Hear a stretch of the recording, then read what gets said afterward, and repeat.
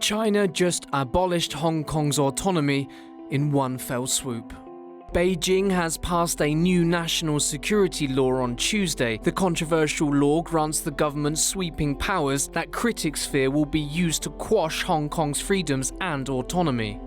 The legislation passed the Standing Committee of the National People's Congress by unanimous vote. The law sets down new crimes for subversion, splitism, and colluding with foreign governments and outside forces. The maximum penalty is life imprisonment.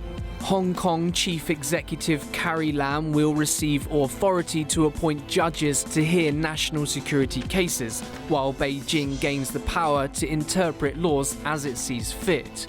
These developments have cast into doubt whether judicial independence will survive in the territory. Hong Kong Free Press reports that within minutes of the law's passage, Hong Kong activist Joshua Wong withdrew from Demo Sisto, the democracy group he had led. Later, Demo Sisto announced that the group is to disband in a Facebook post. And just like that, Hong Kong's freedoms are gone. This is a watershed moment for the future of Hong Kong. We at TomoNews covered the lead-up to this important story in a video. Have a watch. It's been over a year since the anti-government protests in Hong Kong started. Come rain or shine, pandemic or not, Hong Kongers have been taking to the streets of the city periodically since March of last year, and now China is planning to put an end to it all. Here is what you need to know about how the Chinese Communist Party plans to do it. Chinese authorities on May 28th bypassed Hong Kong's legislature to approve a national security law that threatens the foundations of the city's freedoms and autonomy. This new law, which will be implemented upon promulgation by Hong Kong's government, forbids acts of sedition, secession, and subversion of China's central government. This new Beijing-backed security plan raises concerns, particularly for pro-democracy activists, Chinese dissidents, and journalists who could fall victim to greater extra-legal persecution. The new law could allow authorities to push back or silence pro-democracy lawmakers in the region. In fact, Reuters reports that on May 28th, 2 pro-democracy lawmakers in Hong Kong were removed from the Legislative Council.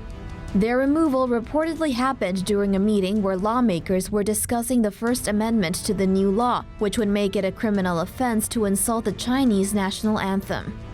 The announcement of this new law has alarmed Hong Kong's population and sparked a new wave of protests. One of the most obvious concerns is the loss of the one country, two systems status. However, Chinese authorities deny this. According to a report by state-run press agency Xinhuanet published on May 23rd, the draft decision of the legislation states clearly that China will unswervingly, fully, and faithfully implement the principles of one country, two systems, the people of Hong Kong governing Hong Kong, and a high degree of autonomy. The same article, which is written in a Q&A format, goes on to say that law-abiding Hong Kong residents should not fear this new law, and that it targets solely those who attempt to split the country, subvert state power, and organize and carry out terrorist activities, as well as foreign and external forces seeking to interfere in Hong Kong's affairs. In case you don't remember what exactly Hong Kongers are protesting for, then here's a refresher of their 5 demands. First, the complete removal of the proposed changes to the extradition bill. Second, for the government to stop referring to the protests as riots. Third, the total release of arrested protesters, including dropping charges. Fourth, an independent investigation into police behavior. And the fifth, the enforcement of universal suffrage.